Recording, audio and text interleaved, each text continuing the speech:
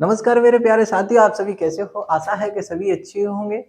आपका स्वागत है अपने पढ़ो और पढ़ाओ यूट्यूब चैनल पर। जैसे कि मैं आपको भारतीय इतिहास के बारे में, स्रोतों के बारे में जानकारी दे चुका हूँ कि कहाँ-कहाँ से हमसे भारतीय इतिहास के स्रोत के बारे में जानकारी मिलती है।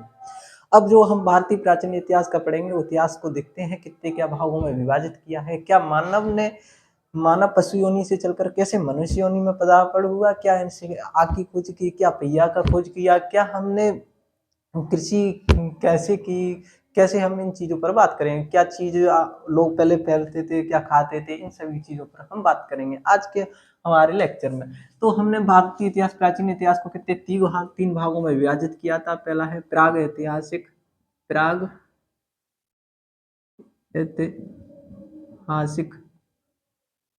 ऐतिहासिक काल। दूसरा हमने बांटा आद्य ऐतिहासिक काल, आद्य ऐतिहासिक काल। तीसरा हमने एक जो बांटा था वो था इतिहास काल। इतिहास काल मेरे दोस्तों, प्राग ऐतिहासिक काल में क्या है, हमें कोई भी लिखित साक्ष्य नहीं मिलता, कोई भी लिखित साक्ष्य नहीं मिलता। और आद्य इतिहास काल में हमें लिखित साक्ष्य तो मिलता है, लेकिन हम उसको पढ़ नहीं सकते। इतिहास काल में दोस्तों, मेरा आद्य इतिहास काल की बात करें तो इतिहास काल में हमें लिखित साक्ष्य भी मिल सकते हैं और जिन्हें हम पढ़ भी सकते हैं। तो मेरे दोस्तों, अब आप बात करेंगे, हम प्राग ऐतिहासिक काल के ऊपर बात करने वाले हैं। सबसे पहली हेडिंग हमारी रहेगी प्राग प्रागैतिहासिक प्राग प्रागैतिहासिक काल के बारे में बात करने वाले हैं हम। इसको प्रागैतिहासिक काल को हमने कितने 3 भागों में विभाजित किया था। पुरापाषाण काल, मध्य पाषाण काल, नवपाषाण काल में कितने 3 भागों में विभाजित किया था। पुरापाषाण काल, पुरापाषाण पुरापाषाण काल। दूसरा भाग है हमारा मध्य पाषाण काल। तीसरा भाग है अपना नव पाषाण काल। प्रागैतिहासिक काल को हमने 3 भागों में विभाजित किया था, प्रापाषाण काल, मध्य पाषाण काल, नव पाषाण काल। तो अब हम बात करने वाले हैं, तो जो जनरली हम बात करेंगे तो प्रागैतिहासिक से फर्स्ट से बात करते हैं, क्योंकि प्रागैतिहासिक काल में, प्रापाषाण काल में मानव ने क्या किए थे, मध्य पाषाण काल में मानव ने क्या किए थे और नव पाषाण काल में मानव ने क्या किया था। तो पहले बात कर लेते हैं प्रापाषाण काल के बारे में। प्रापाषाण काल में ऐसा कहा जाता है कि मानव एक पशु योनि से चलकर मनुष्य योनि में पदार्पण हुआ था।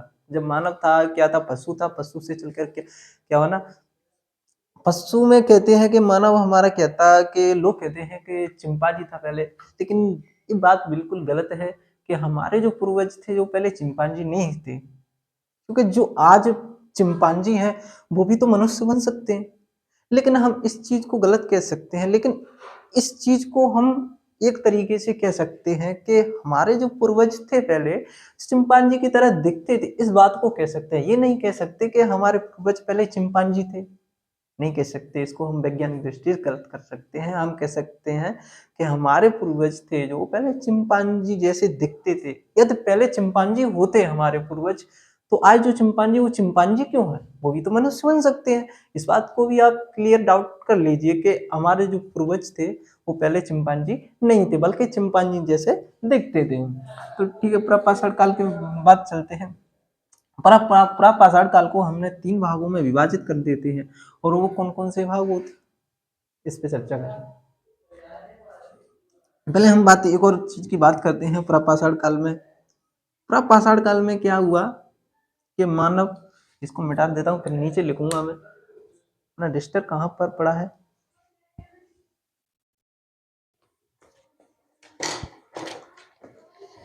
चलो हाथ से ही मिटा लेता हूँ।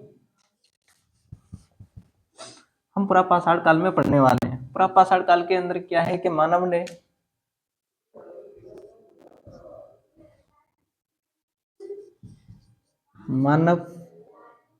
क्या खाता, इस बात को कहते थे। तो पहले अपना मानव क्या खाता था, तो मांस मांस खाता, फल, फूल, वह मछली जैसा भोजन करता था। पहले मानव क्या करता था? मांस खाता था, फल फूल करता था और मछली जैसा भोजन करता था। और कपड़े क्या पहनता था? कपड़ों की बात कर ले तो जो पशुओं की खाल से अपना तन अपना तन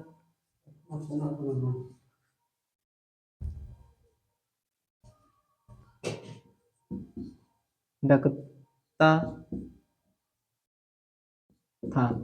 क्या करता था मानव? पशुओं की खाल से अपना तन तन ढकता था। अब दोस्तों एक चीज और है कि मानव जो था प्रापाषाण काल में, उसे दाहन संस्कार के बारे में बिल्कुल भी जानकारी नहीं थी। और एक चीज की और की कि मानव ने प्रापाषाण काल में आग की खोज कर ली, लेकिन आग का उपयोग नहीं किया। तो आग के सबसे पहले साक्ष्य हमें कहां से मिलते हैं? प्रापाषाण काल से मिलते हैं। आग की खोज आग की खोज कब की थी मानव ने?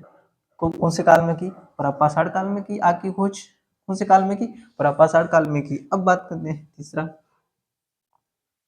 जो है पॉइंट तो लिखते रहना कि आग की यहाँ उन्होंने आग की खोज कर ली। दाह संस्कार से वे क्या थे? नहीं जानकारी थी उनको, बिल्कुल नहीं जानते थे दाह संस्कारों के बारे में। और क्या खाते थे? कि फल फूल मांस खाते थे।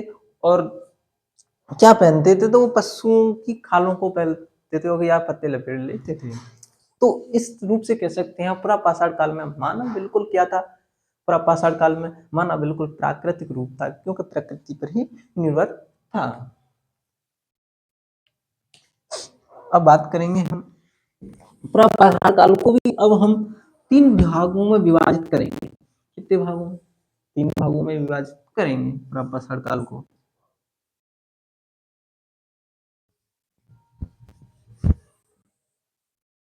प्रापाषाण काल को हमने 3 भागों में विभाजित किया। पहला भाग था इसका निम्न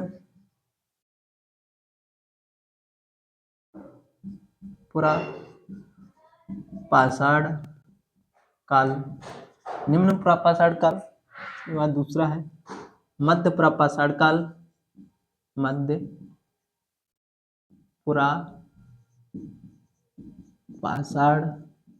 काल, मध्य प्रापाषाण काल। तीसरा है उच्च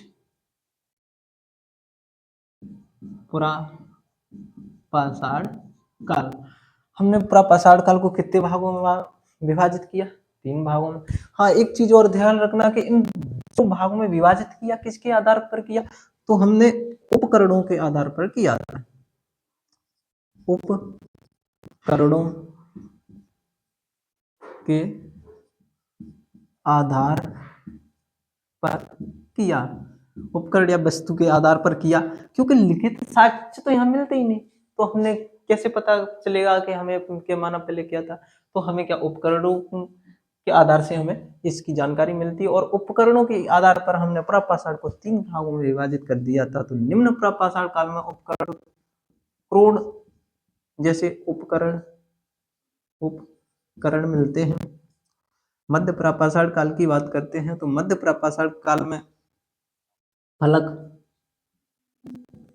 फलक फलक जैसे उपकरण मिलते हैं, जैसे हम फलक संस्कृति के नाम से भी जानते हैं। मध्य प्रापाषाण काल फलक संस्कृति के नाम से जानते हैं। उच्च प्रापाषाण काल की बात करें तो हम उच्च प्रापाषाण काल में हमें क्या देखने को मिलता है? उच्च प्रापाषाण काल में मानव जो था, तो देख सकते हैं कि उच्च प्रापाषाण काल में एक पूर्ण रूप से कह सकते हैं मानव प्राकृतिकवादी था। क्या था? मानव प्राकृतिकवादी था पूर्ण रूप से। अब हम बात कहाँ करेंगे?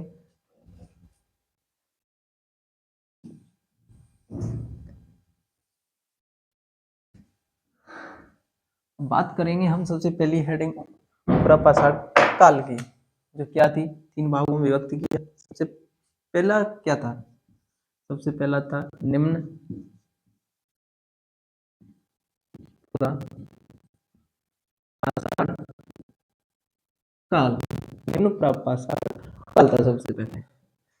तो हमें देखने को क्या मिलता है कि जो उत्खननों के बारे में हम बात करते हैं थोड़े, या निम्न प्रापाषाण काल के उत्खननों के बारे में बात करेंगे, फिर हम मध्य प्रापाषाण काल पर भी चलेंगे। ठीक है, तो हम बात करते हैं सबसे पहले निम्न प्रापाषाण काल की कर लेते हैं। निम्न काल में सबसे पहले हमें सोहन घाटी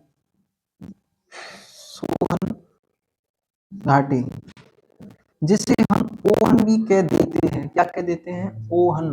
कभी कभी कॉम्पिटिटर एग्जाम दे देता है, उस एग्जाम में बता देता है कि सोहन की जगह ओहन, और हम जैसे ना उसमें चक्कर में पड़ जाते हैं, यार सोहन था अपना ओहन था, तो सोहन और ओहन एक ही था, दोनों चीजें। ठीक है, अब बात करते हैं कि ये कहां पर थी सोहन। तो पाकिस्तान पाकिस्तान पाकिस्तान में है। यहां से क्या उपकरण मिले हमें? हमें यहाँ से चापर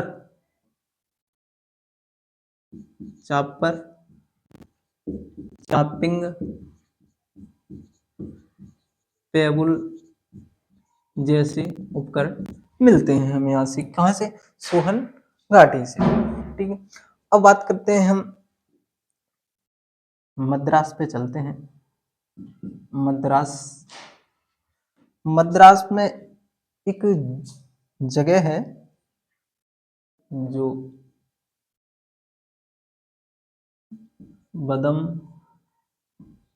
दुरै एवं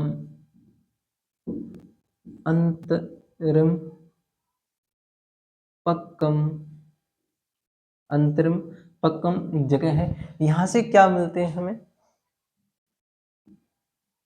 हैंड एक्स संस्कृति के हमें क्या उपकरण मिलते हैं।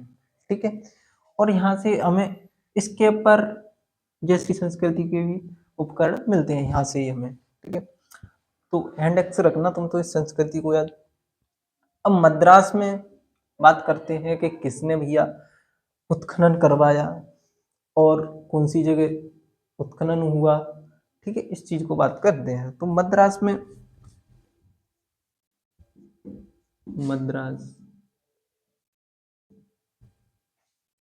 मद्रास में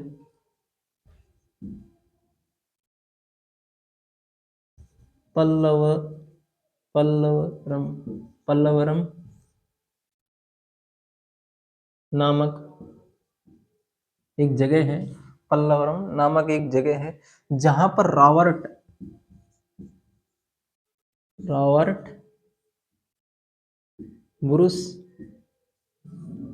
फुट ने सन 1863 में उत्खनन करवाया था। और सबसे पहले कौन सा उपकरण मिला? सबसे पहले यहाँ हमें उपकरण मिलता है हैंड एक्स। सर्वप्रथम उपकरण मद्रास के पल्लवरम नामक में किसने करवाई थी? इसकी उत्खनन करवाया था वो रॉबर्ट बुशफट ने 1863 में इसका उत्खनन करवाया था। और भी लिखेंगे हम। ये कौन था? एक और बात कर लेते हैं रॉबर्ट बुशफट। ये था इंग्लैंड का कहाँ का था? इंग्लैंड का था। कौन था ये? तो भूगर्भ एवं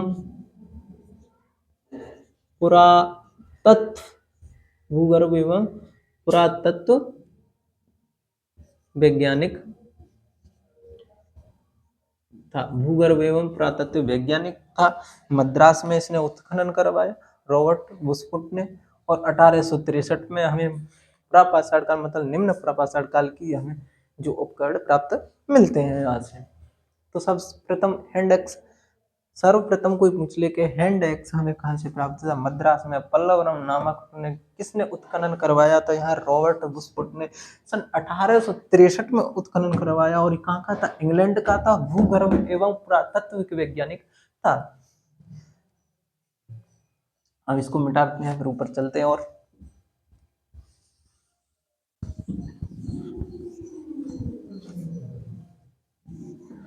इसमें इंक डालूं, उचर नहीं रहा है।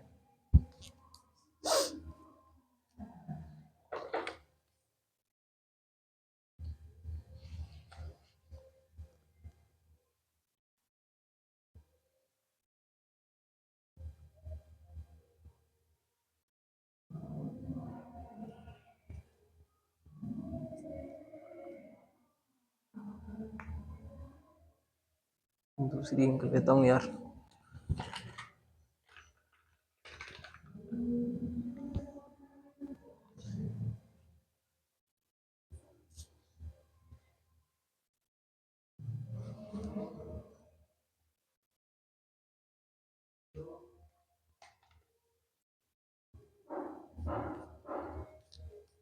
चलो, तो कहाँ बात चल रही थी अपनी? उपकरण निम्न प्रकाश काल पे क्या देख लिया था? मद्रास वाला देख लिया था। अब इनका एक मित्र था, विलियम किंग।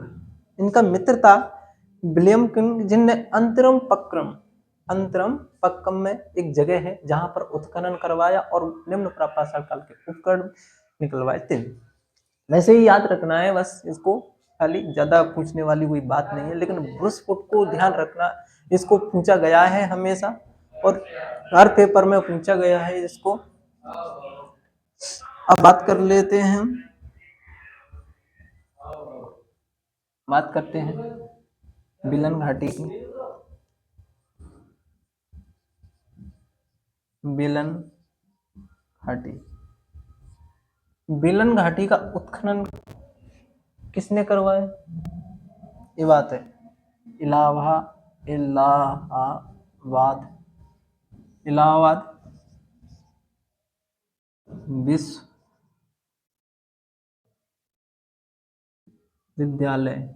इलाहाबाद विश्वविद्यालय के जो प्रोफेसर थे उन्होंने करवाया था बेलन घाटी में। ठीक है, अब बात करते हैं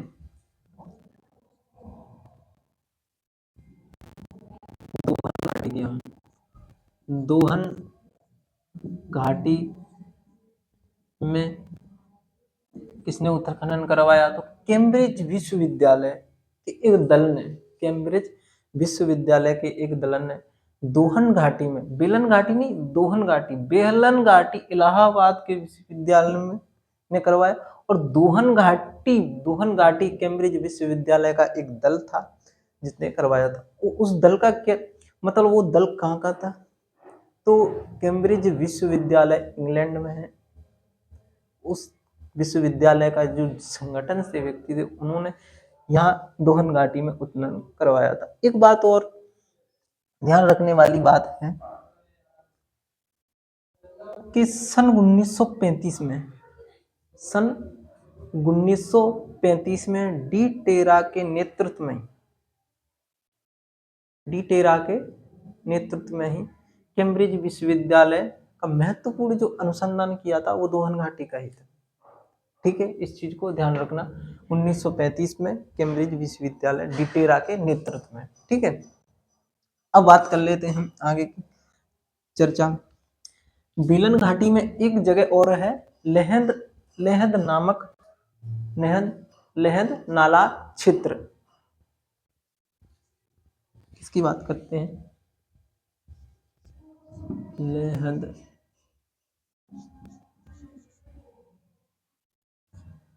नाला क्षेत्र कहाँ है? बेलन घाटी में, ध्यान रखना। बेलन घाटी लेहद नाला क्षेत्र कहाँ पर है जी?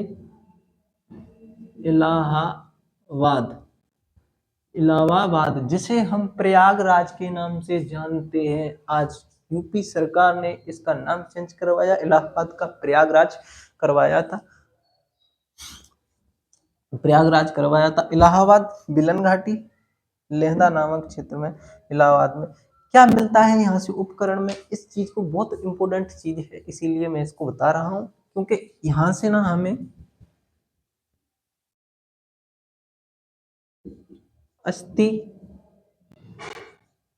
मूर्ति, अस्थि मूर्ति, देवी की प्रतिमा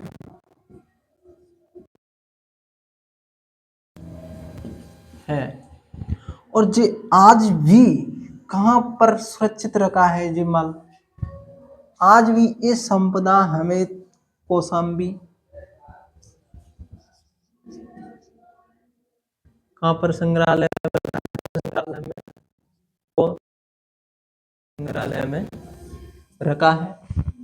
और कौशाम्बी पहले बज्जी की राजधानी थी। ठीक, इस चीज को ध्यान रखना है आपको।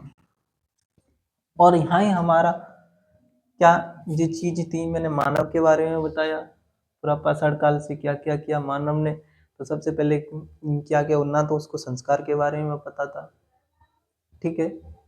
और जो आग की इसने यहाँ खोज तो की, लेकिन बट आग को प्रयोग नहीं किया था। यदि कोई क्वेश्चन करे कि आग की खोज किस युग में की गई, तो आग की खोज पूरा पाषाण काल में की गई थी।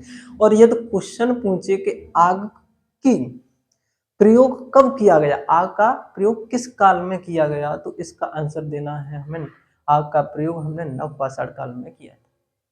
ठीक है, थैंक यू, नमस्कार। अब कल हम पढ़ेंगे मध्य पाषाण काल से आगे को जानकारी देंगे।